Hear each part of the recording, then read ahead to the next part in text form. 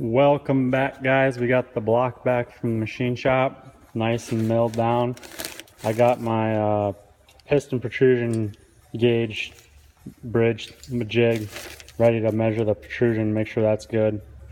Had a slight snag, so when I took this crank to get it keyed, they had troubles getting this gear off, so I had to bring the crank back and pull this off for them so they could key it. So waited on that, waited on parts as far as bearings and pistons and whatnot.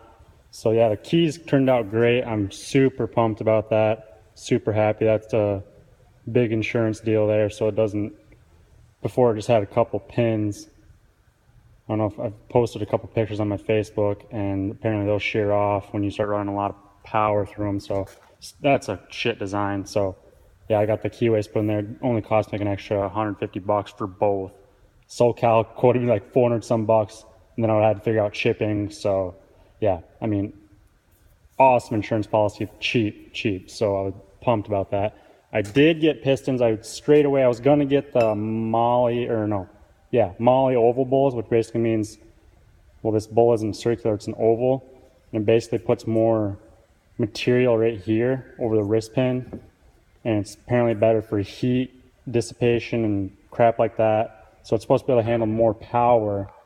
But the problem you run into is someone told me that I know in Brookings, or my hometown, that all your swirling of the fuel and air kind of goes away when you have that oval in there, because it's changing the way, if you know anything about engines, it changes the way the fuel and air swirls in there and mixes, and changes the way it burns, and efficiency goes downhill. And so I would have had to retune for it as well, and I want to stray away from that because I don't have the auto cal anymore, so I'd have to buy a new auto cal, so I'd be like 1500 deep right away in tuning. So I didn't do that. I just got the regular Molly cast pistons. They're supposed to be good for pretty good power, so I don't think I'm pushing 1,000 horse or anything like that. But so I just did those. I was going to get ceramic coated, but again, I don't know if I'm going to have to mill these for the piston protrusion. Some people are saying they make a gasket for that. I talked to people. I have grade C's right now. Someone was saying SoCal makes one for milled blocks, but we're going to... And I also talked to the people I got the grade C from, and they said, no, you're fine. You can run those if you have a milled block. So I'd rather just be safe and sorry. I'm going to measure it anyways and go from there. I did get rods as well. Whoops. Oh, no, that's fucked. I did get rods as well. They're the Wagler street rod, basically. They're as forged, not like forged or whatever, but they are rated for 1,000 horse. They still have ARP hardware in them. Why did I get rods? Well, basically, I'm kind of running on borrowed time. You can see the difference. This is the factory stuff. Look at the difference. So yeah, running the fuel and air that I'm running, it's kind of a miracle these didn't go through the side of the block. Whoops. Okay. So, people are saying LML rods are decent, but I'd rather be safe than sorry. I'm in here already. It's pretty easy to change things on the outside of the engine, but it's worth it to me to put the rods in it, because I really didn't want to. I just really didn't want to spend the money to do it, but I'm in there right now. I don't want to fucking pull it apart again. So I did do those. See what else here while we're on the bench.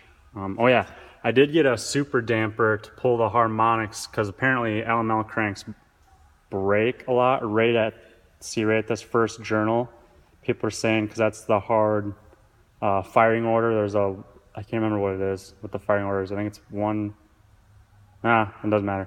Apparently they break right here, right at this first journal. And people are putting alternate firing order cams in to change the firing order, so that it changes the firing order so it doesn't have that hard hit. And apparently they break right here. But a lot of that's from harmonics in the crank and the stresses it puts on. So these are a good insurance policy. They're rebuildable as well. The old one I have, you can see the difference. It's just got a little rubber, whatchamacallit, in there to dampen the harmonics. These are way, way better. Everyone runs these and everything. It's rated, it says NASCAR on it. It's gotta be good, right? So, fuck it. we're gonna have that put on. We're gonna put everything together, have it balanced with the rods and everything on it, and it should be good to go rotating assembly wise.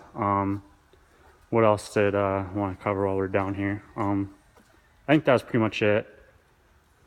So let's head into storage and we'll go from there.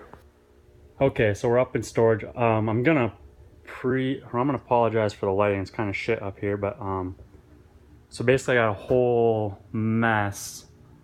This whole rack damn near is all my parts, along with right all there. That's all my stuff too, right to the tires.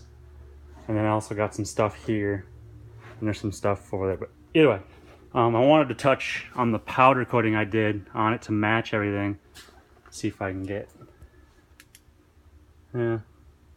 Well, you can't really see much up here. Plus, it's hard to hold the fucking. There we go. There we go. A little better. It turned out pretty good as far as the powder coating goes. You got the heads ready to go, obviously. That's just all the stuff for the Bronco downstairs I'm building. See, these didn't turn out as well due to the fact, I don't know if you can tell, they're not as glossy. I ran out of clear on those when I was doing it because, I mean, I had to do it really fast because I was doing like multiple parts at once trying to get it done because it's kind of a pain in the ass. Either way, those are hidden pretty good. So the top's fairly glossy, but down here isn't. It's kind of frosted.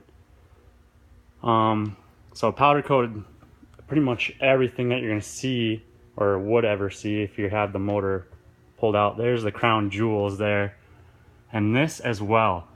There we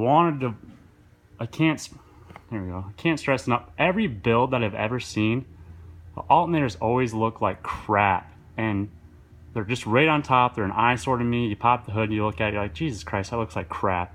So I pulled mine, blasted it, and powder coated. Just look at that thing. It's fucking beautiful.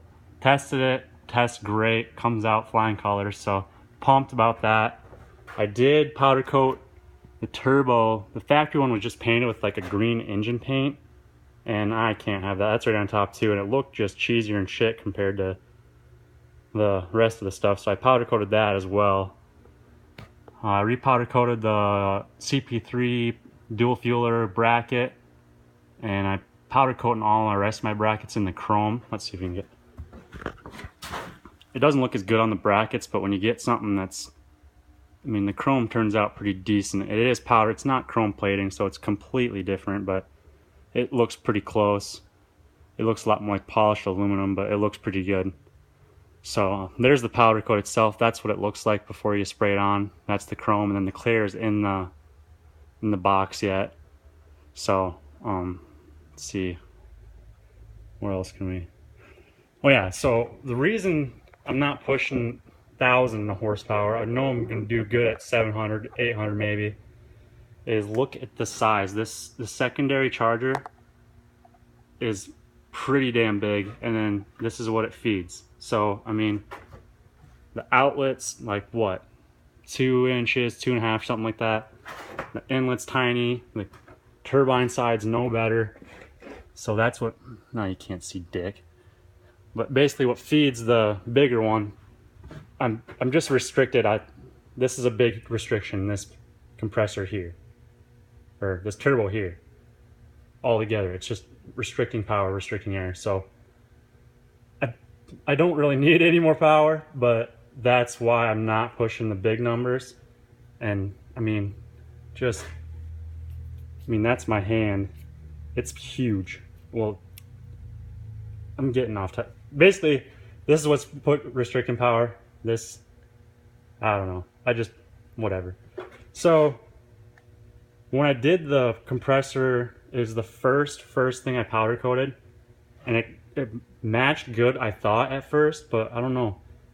It seems like they're not perfect. So I don't know if I like burnt it a little bit or what, but it's the only one that turned out like that. The rest of them match perfect. Like the alternator matches really good. That matches really good to that, but this one looks a little off. So I'm not gonna redo it because blasting powder coat sucks. But enough with the powder coating. Some people don't give a shit about that. I do. But yeah, there's that. Oh yeah, front cover turned out awesome as well. Matches really nice. This thing's gonna look good. This is right on top too as well. It's your oil fill. That's gonna look good. So there's the head gasket kit, pumps, yada yada, injectors, 100 overs.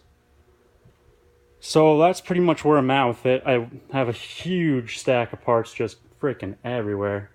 Yeah, I still gotta powder coat that and that, but either way, I'm pretty much ready to go. The problem I'm running into is I just found out yesterday that rod bearings that I need are not going to be, they're back ordered till June 1st. Manufacturer's making a new batch is what I understand. So I'm going to figure out rod bearings this week yet before I can start getting everything going together.